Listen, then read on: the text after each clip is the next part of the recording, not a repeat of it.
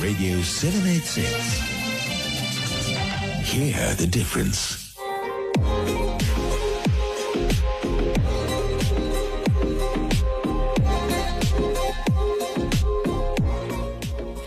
Welcome back to Evening Insights on Radio 786 100.4 FM.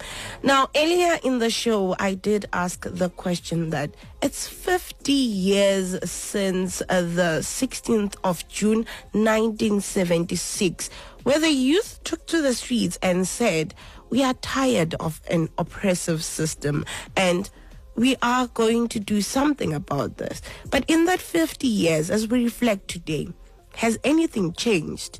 Have we lived up to the legacy of those who, sacrificed their lives so that there is change in South Africa? Now, do send your WhatsApp text and, tell me, what do you think on 078 610 11 12. Now, tonight on Community News and Civic Responsibility, we are joined by Ridwan Samodien from Education Lead at Citizen Leader Lab. Now, we discuss something very important. Now, every year, South Africans commemorate Youth Day and remember the students who took to the streets on the 16th of June 1976. Now, many of us know the images, the names, and the broad outline of what happened. But beyond the history books lies a deeper story, a story about education, dignity, opportunity, and the determination of young people who refused to accept a system designed to limit their future. The uprising was about more than a language policy. It was a rejection of an unequal education system and a powerful statement that young people could be agents of change. Now, 50 years later, the questions raised by those students still resonate. Have we built the kind of education system they envisioned? Has democracy translated into educational equality? And what lesson can today's youth draw from the generation that challenged the injustice? Now, Ridwan Samodien, Assalamu alaikum.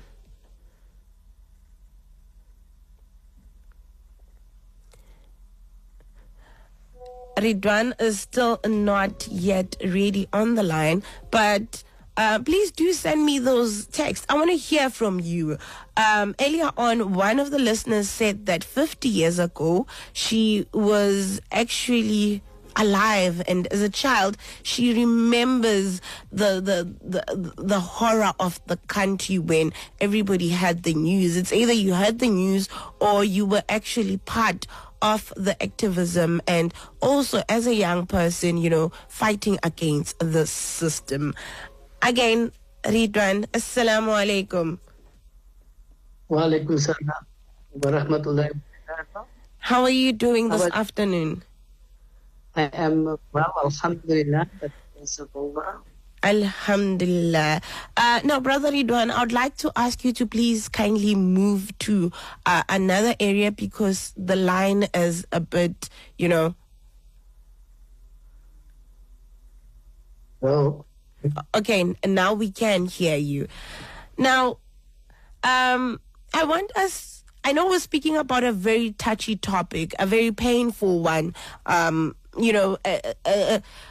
the story of our youth in this beautiful country.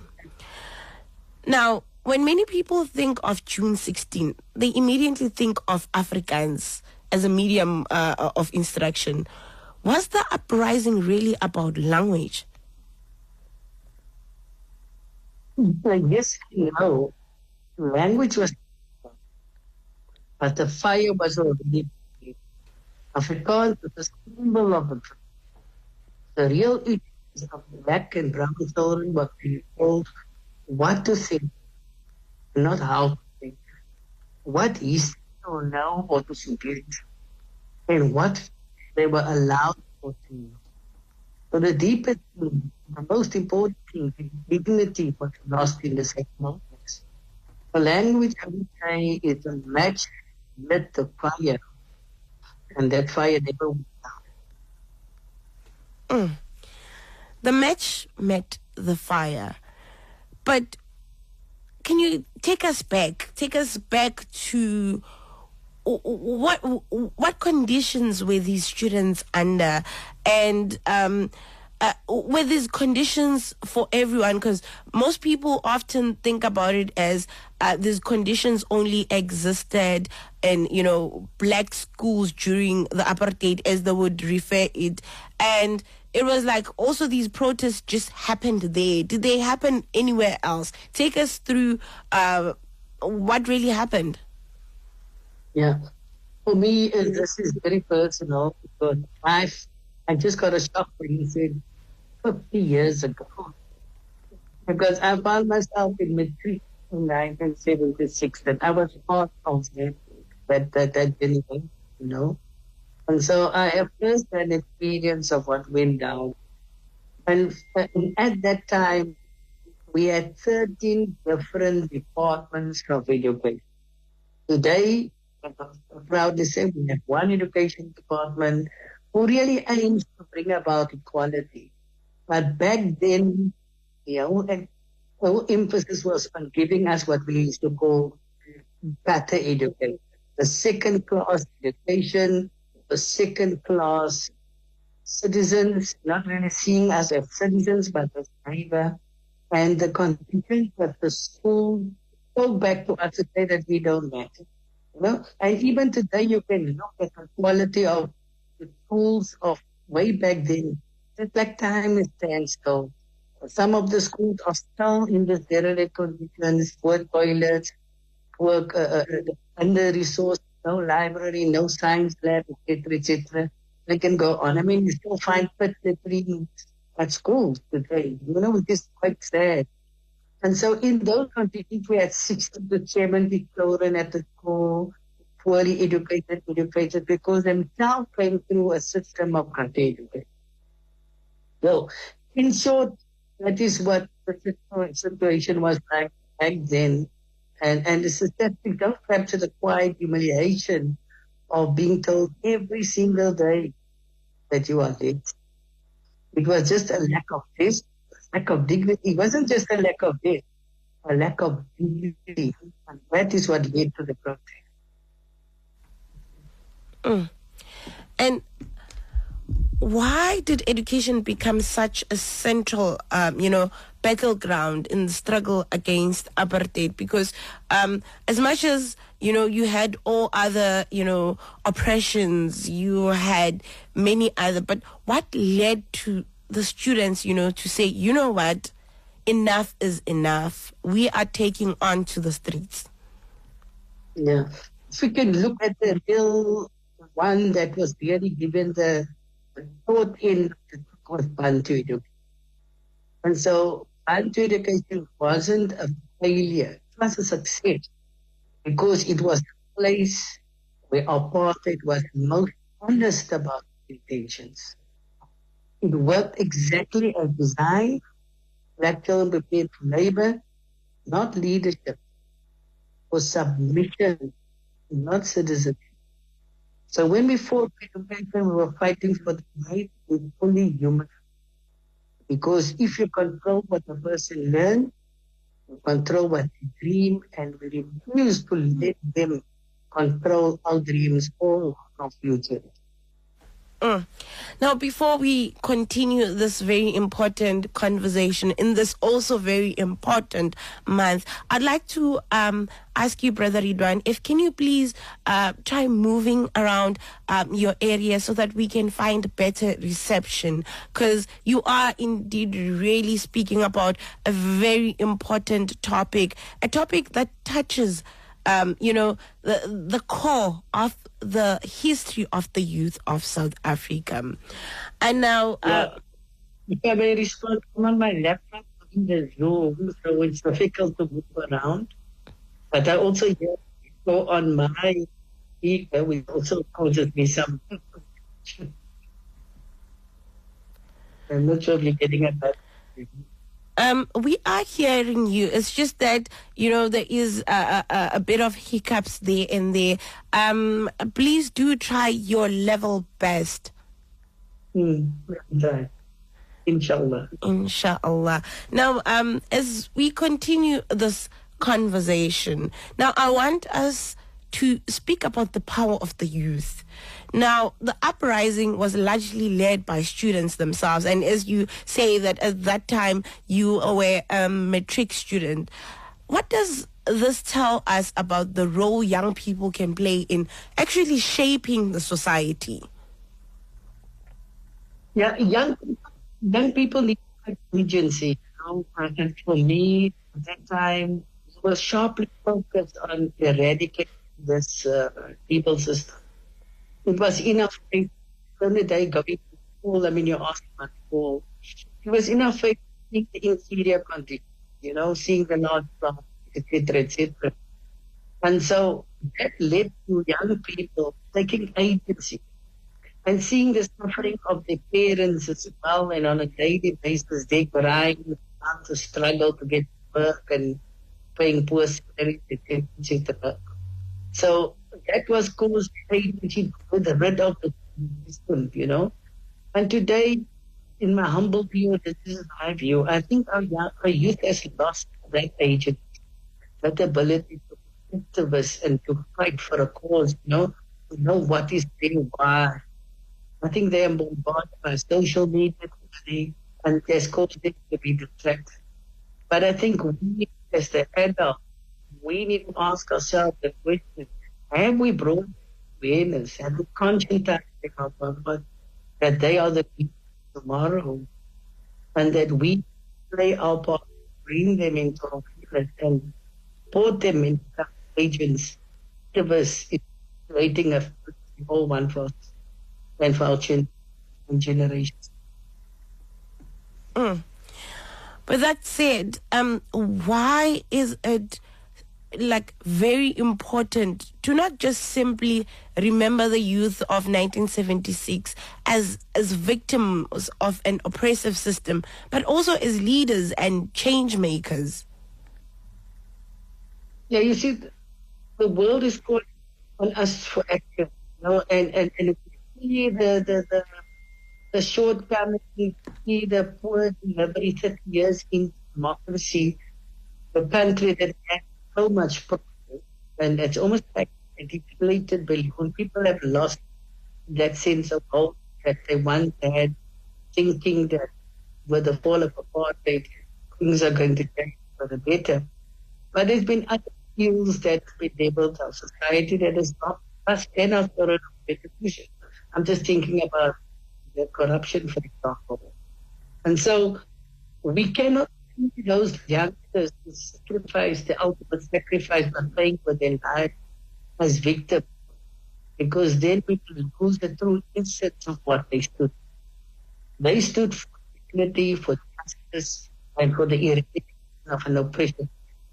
And that is what we need to hold here. They were courageous, and they should have heroes that we should celebrate as victims, but as the people who showed us the way and whose life must continue to follow even up to today as we navigate way into.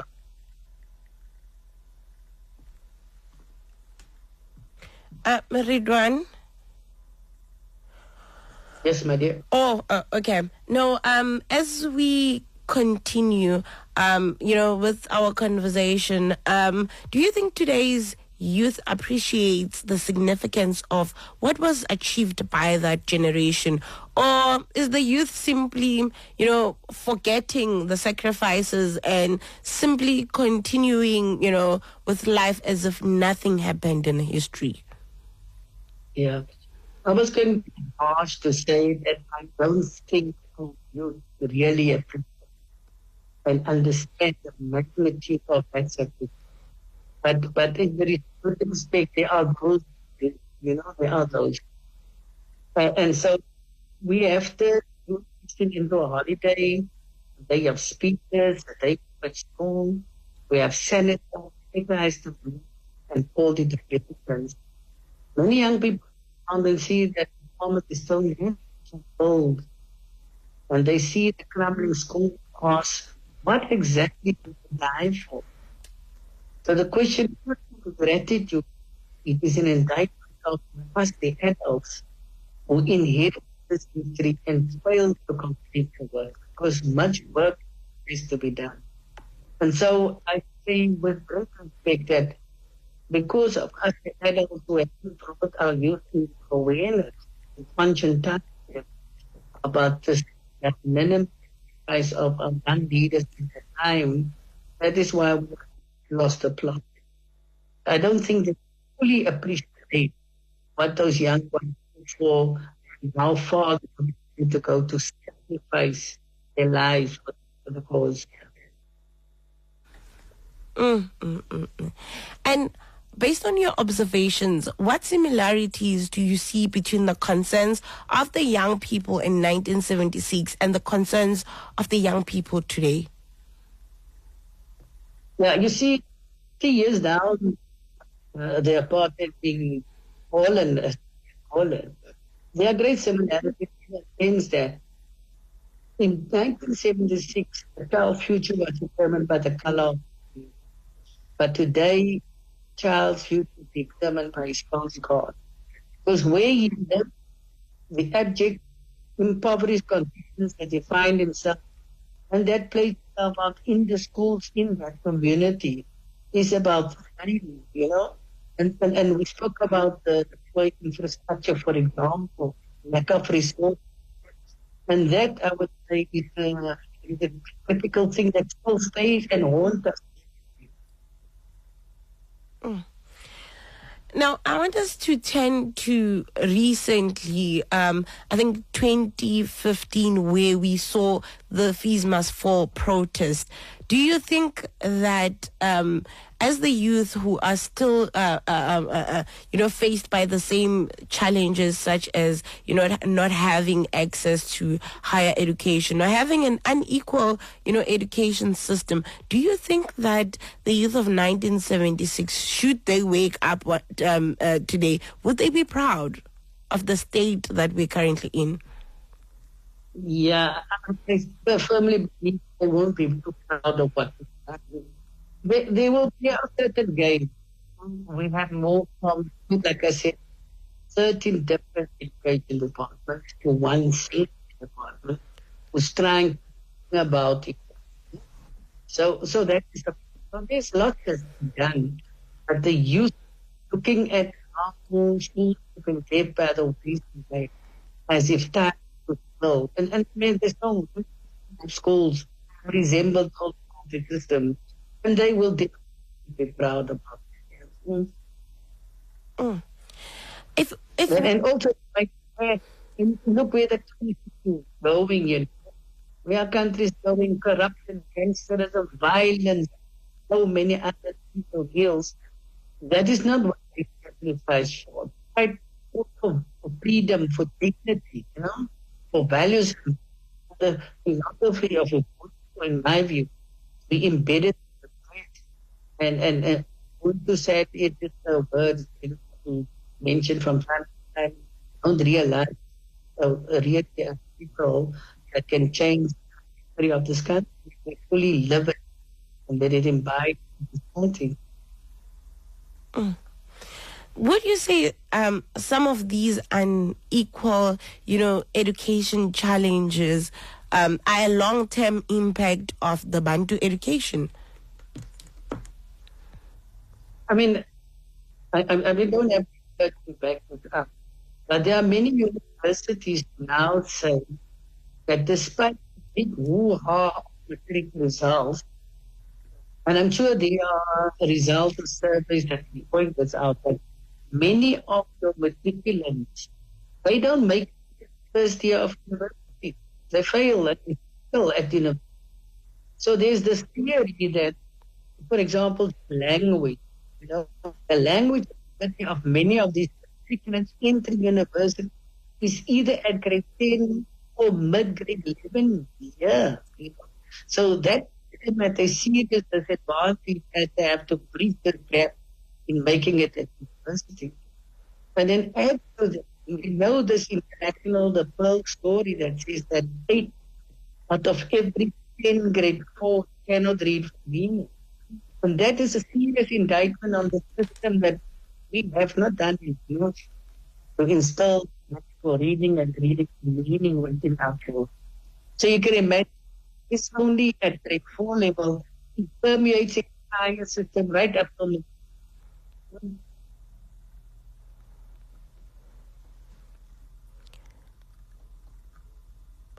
Ridwan? Oh, yes, my dear. Oh, okay.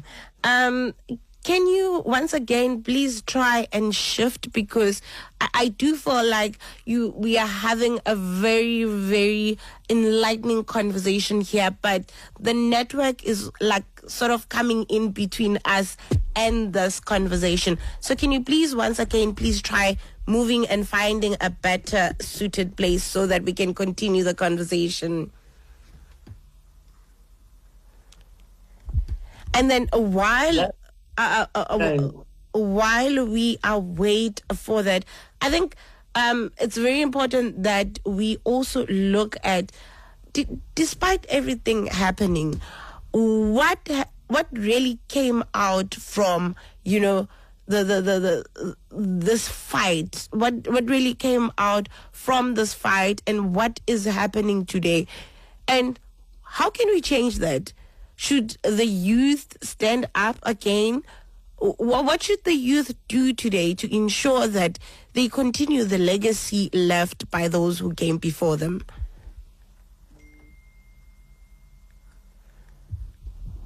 Ridwan? Okay. Okay, now the reception is a bit better. I think we can continue with the conversation. Okay. In response to the question, if you don't mind, can I just share that question? If you don't mind? Would you like me to repeat? Yeah, just the gist of the question, yeah. The gist of the question is, what are the youth today expected to do in order for them to carry on the legacy left by those who came before them? Yeah, I think, you know, your future depends on your ability to community. That is one of the things I believe. If we can give our children the love for reading, and they develop reading for meaning, we set them up for this. We have to compare cell phones, laptops, etc., etc. So reading sometimes becomes rather waste. But I firmly believe we need, like the president says, a Waza approach, whole of society approach, to instill a love for reading. And we as the adults, the parents, the grandmothers, we all need to chip in as citizens to eradicate the challenge that we have as far as reading literacy is concerned. And when that's achieved, you know, child needs to be a functional literate to really truly engage in AI. And so I believe that is the way we will have to go. And not only engaging in AI, we are currently using tools designed by other people. But we must design our own tools, like the late professor, rector of the university. We need to have prototypes and copyrights so that we can generate income for our country. And so having said that, that is what our youth needs to aim for.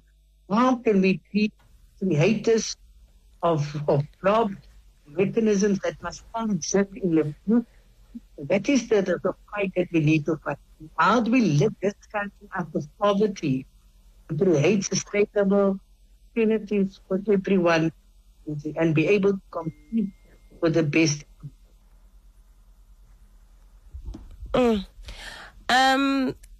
Brother Ridwan, can you please kindly maybe like switch off your device or reboot it, and then maybe try we'll definitely try calling you again so that we can further this conversation. And meanwhile, is it better now? Yes. Currently it is better. Okay, I took out my speaker. Oh, okay. Now it's definitely better. We can hear you better. Now, you've spent much of your career working in under-resourced communities. What examples have you seen of schools, overcoming significant challenges? Yeah, I mean, like I said, just to quickly repeat Professor Brian O'Connell again, he says that being the principal of an under-resourced or formally disadvantaged schools, is one of the most difficult jobs in the country. And I think there's not enough appreciation for the struggles that our principals go through, having inherited schools that used to or should be in the apartheid days offer gutter education. But when I was a principal, and I'm sure I'm speaking on behalf of many principals with like minds, who said to myself that I refused to perpetuate gutter education at our school. And so I found networks and partnered with people that will assist me in improving, firstly, the infrastructure at the school, building a science lab, a school hall, etc., etc.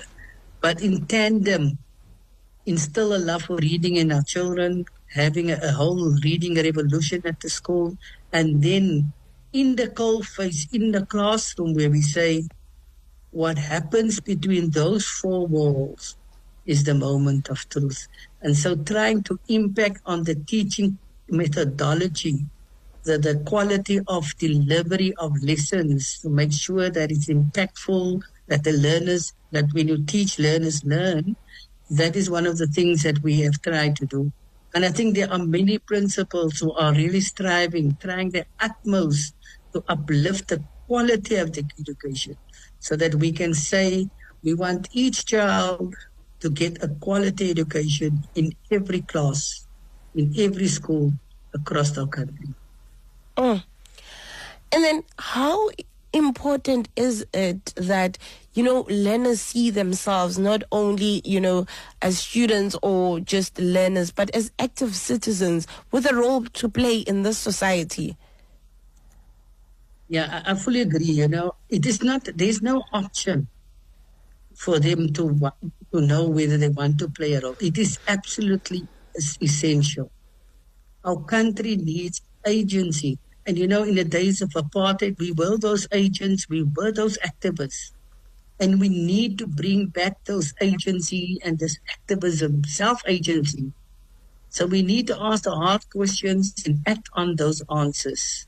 A child who only sees themselves as a student waiting for permission, a child who sees themselves as a citizen really acts and see how can I make a difference, as opposed to a child who's waiting for permission.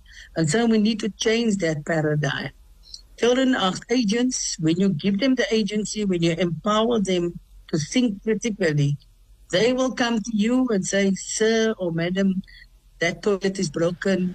What can we do to repair it? Or this place is filled with papers. What can we do to solve the little things? But we need to encourage, support, and empower our children to start thinking, seeing, and becoming aware of challenges, and give them that agency to act upon that.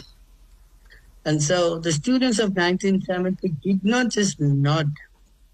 They said we need to change the system, and they were even prepared to sacrifice their lives to achieve that. And so that is the kind of agency we need to instill in our children today. Much still needs to be done.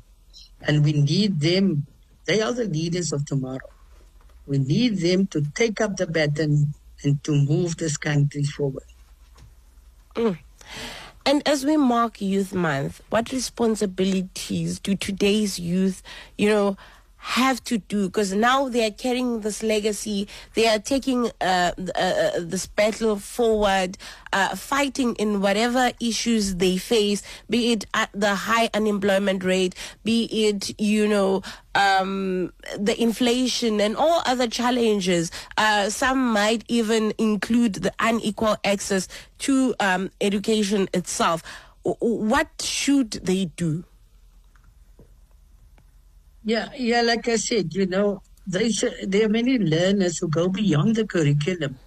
They have other interests that they explore, that they believe. And I mean, it's maybe not that many. as a geography, as a sample of the country's population. But there are many who's looking at ways, how can we become entrepreneurs? How can we use our scientific skills to further explore and to find solutions to problems that currently exist?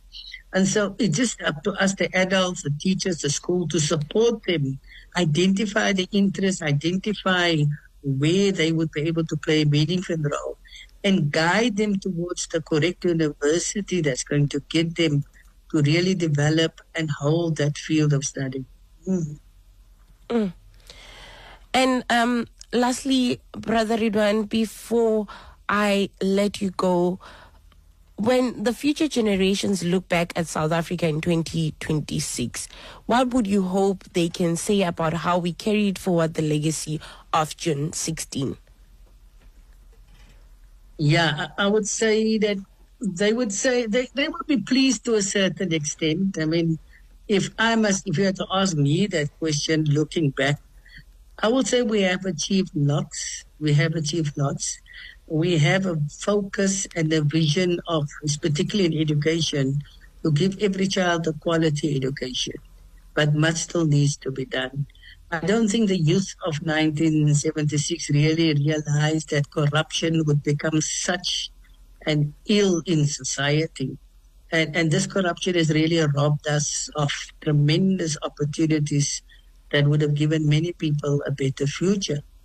But yeah, looking back, they will say that there are enough people who's taken agency, who's trying to pick up the baton and to move the country forward.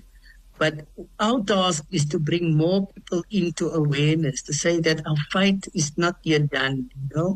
We say that we want to create hope. But a young girl by the name of Greta Thunberg once said that, stop giving us your hope. We don't want your hope. We want your action. And so that is what the youth of 1976 will say to the youth of the day. Stop scrolling on all these social media. Start finding a cause that will improve the community out there. And stop talking about it or creating hope, but do the thing, step into action and improve the lives of your community and all those around you so that this country can have a brighter future, inshallah. Inshallah. I would really love to say shukran to you for coming and, giving us those words of wisdom. And I think on behalf of the youth today, I would like to really say we need more people like you who are going to constantly remind us of those who sacrificed their lives, those who ensured that they took to the street and fought against injustice. On that note, I'd like to say Assalamu alaikum to you and have a great night indeed. Shukran so much, and to all your listeners out there, may they be blessed, inshallah. Before I leave you today, I want to leave you with the beautiful words of a poem written by Mpho Godfrey Ramushoba in 2007 about the June 16, 1976 Soweto uprising. The year is gone, but history is written. It's written and recorded in the media to inform the youth and the future young ones, to inform them about the 16th of June 1976 in Soweto, Sharpeville, Soweto uprising. When the whole of Sharpeville was covered by a black cloud, students walking all over the streets of Soweto, marching and striking against the language policy in schools, striking against the use of Afrikaans language in all subjects during the era of apartheid government. June 16, 1976, Soweto uprising. The memorable day of our late brothers and sisters of 1976, the day in which they were shot and killed like animals. The prominent figures in the country indeed, dying for their rights against white apartheid government. June 16, 1976. I still have its picture in my mind, when our late brothers and sisters were killed like animals, when our late brothers and sisters struggled for freedom, freedom that we have today. June 16, 1976. It is gone, but I still commemorate the day. I still commemorate the month. June 16, Youth Day, the memorable day of victims of June 16, 1976. A day to recall Hector Peterson, a 12-year-old boy, an international icon of South Africa's struggle for freedom, when he was shot dead by cops during a school strike, June 16, 1976. This is the year of our late heroes and heroines. Our late heroes, our late heroines, who fought for freedom we have today. Freedom that youth of today have. And the right to use their mother language as the first language. I will always respect and commemorate every 16th of June. In fact, I will commemorate every June month. This important month, this important day for every youth to commemorate. Celebrate the day in the memory of our freedom fighters. People who never sat, people who never hid behind likes. People who fought for Freedom Day. The freedom fighters of 16th of June 1976. We love them. We remember them. And that is indeed a poem by Mpho Godfrey Ramashoba. And it reminds us that this month is not just a month. It's a month in which we should, as the youth, take time. Go and ask your grandfather, what was it like? Where was he? Was he worried?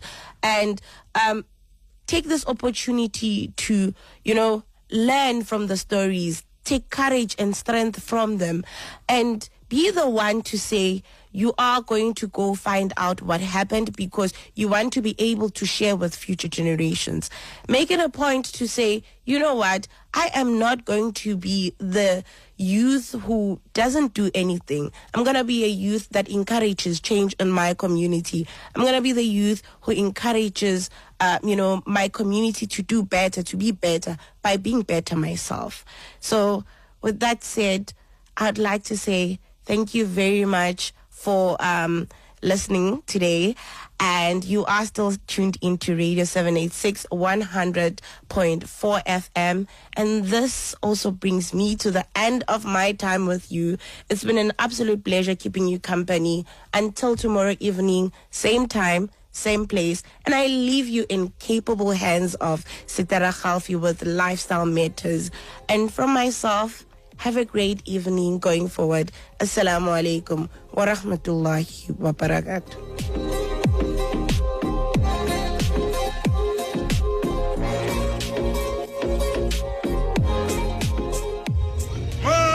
June 16.